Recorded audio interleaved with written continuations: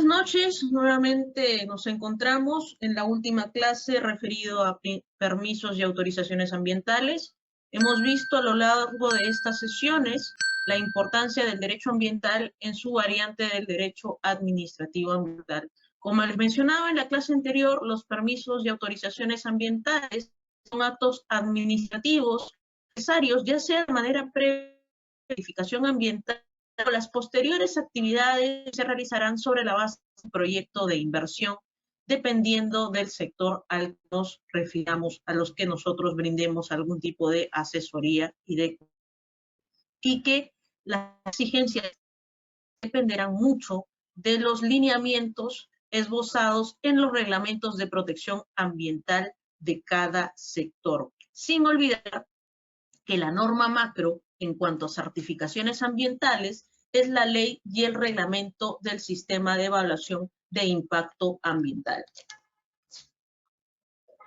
Hemos observado que existen 3 categorizaciones en función de las certificaciones ambientales bien definidas: la declaración de impacto ambiental, el estudio de impacto ambiental detallado y el estudio de impacto ambiental semidetallado, siendo estos dos últimos mucho más puntiformes en cuanto a las exigencias que cada uno de ellos considera el tema de la participación ciudadana como un plan esencial.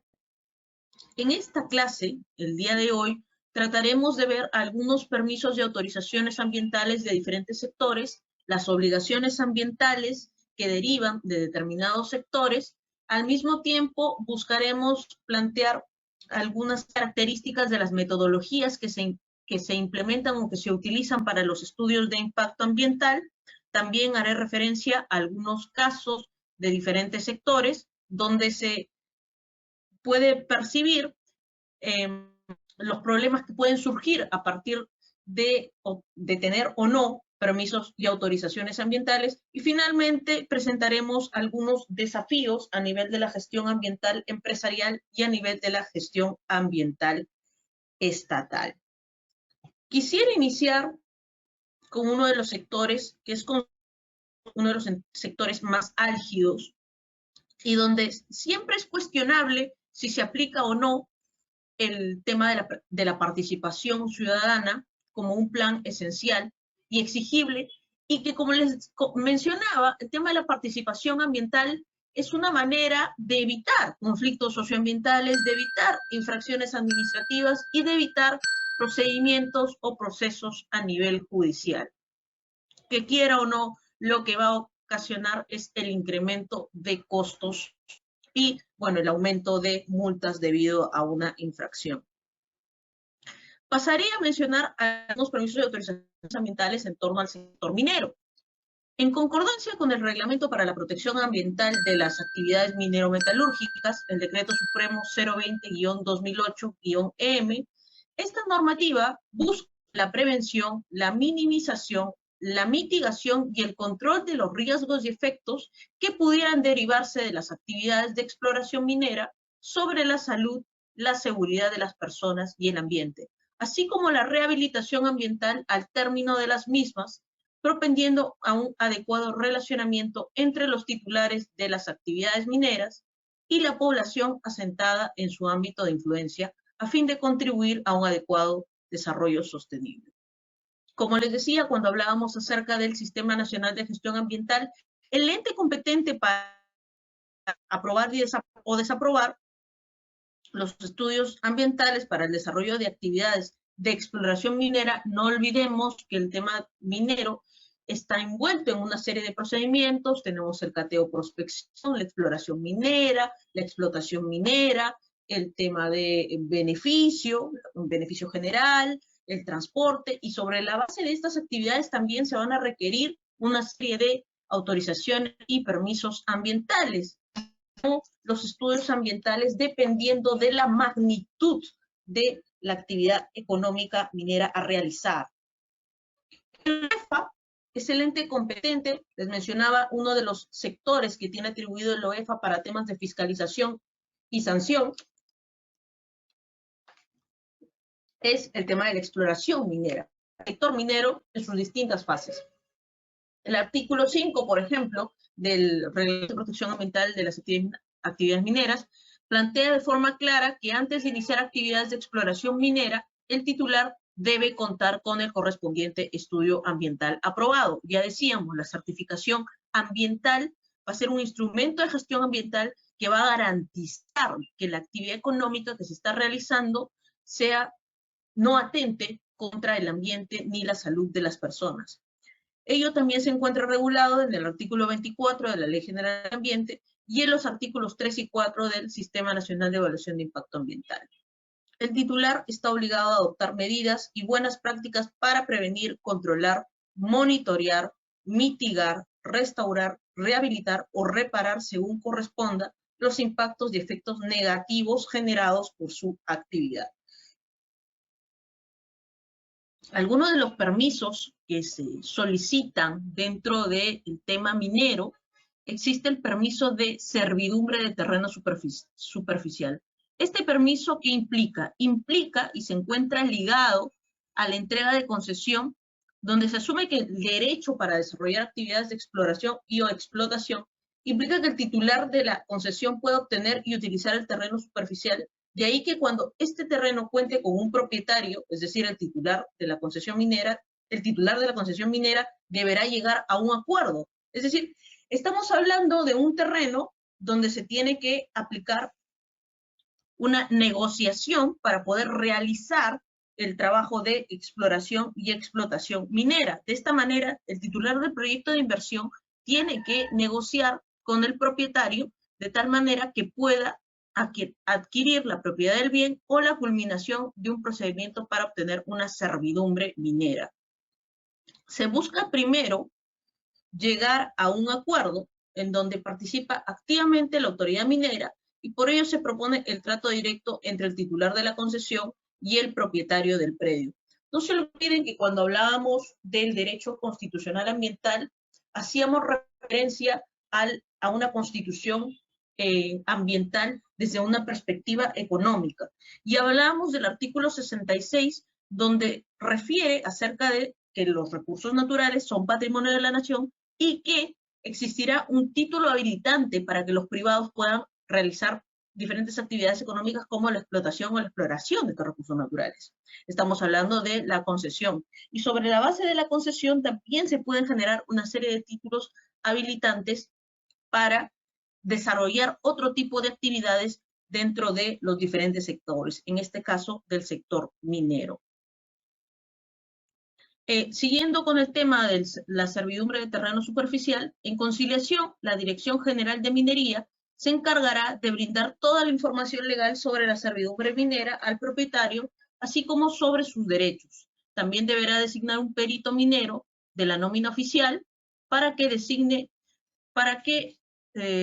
se pronuncie sobre la necesidad y magnitud de la servidumbre a efectos de la actividad minera planeada y solicitará al Consejo Nacional de Tasaciones para que designe a su vez un perito profesional agronómico, el que procederá a realizar la tasación del área solicitada y deberá elaborar un informe técnico que analice si la servidumbre es posible sin enervar el derecho de propiedad. Aquí estamos hablando de alguien que es propietario y dentro de esta propiedad se ha hecho un trabajo de cateo, de prospección previo, donde se han podido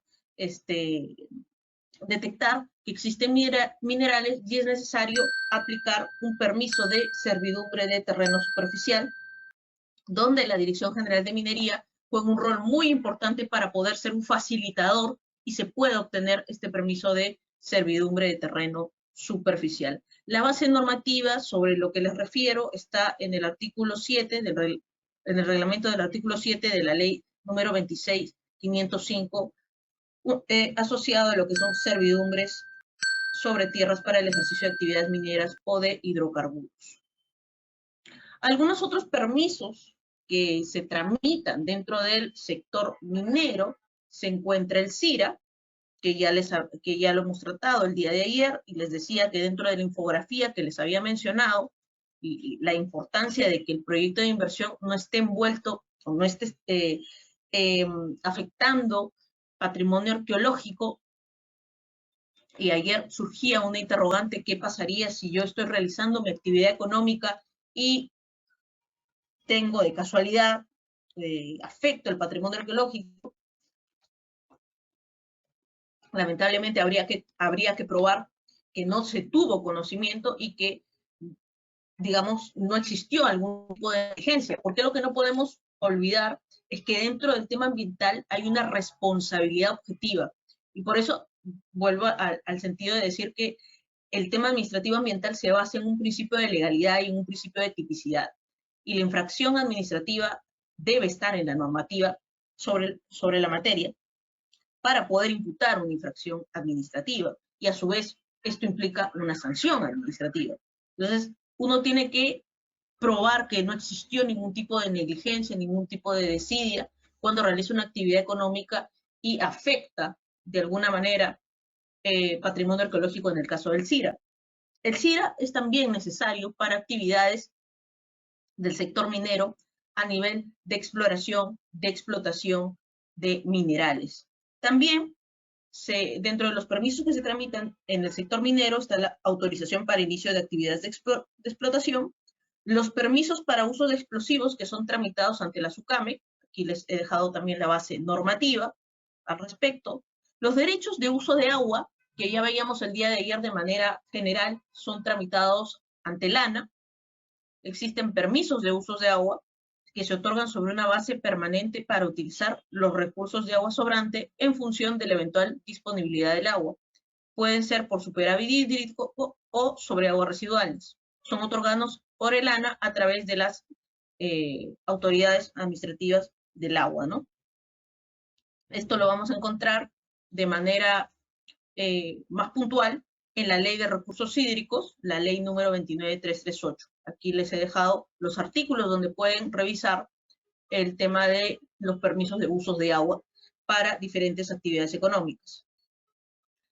Las autorizaciones del uso del agua se conceden sobre una base temporal, no mayor de 2 años, renovable por única vez, para el uso del agua con el fin de realizar estudios.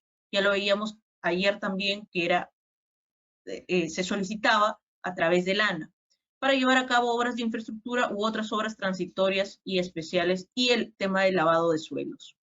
Las licencias de uso de agua, que se conceden para la utilización del agua de manera permanente, y esto a su vez da también una serie de autorizaciones que se solicitan de manera general dentro del sector minero. La autorización de ejecución de estudios de aprovechamiento hídrico, la aprobación de estudios de aprovechamiento hídrico, la autorización de ejecución de obras con fines de aprovechamiento hídrico y, bueno, las licencias de usos de agua.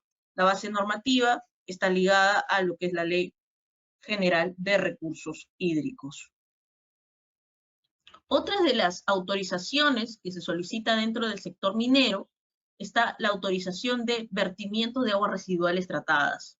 Es necesario disponer de una autorización de vertimientos de manera previa a cualquier descarga de efluentes de las actividades mineras en aguas marítimas o continentales.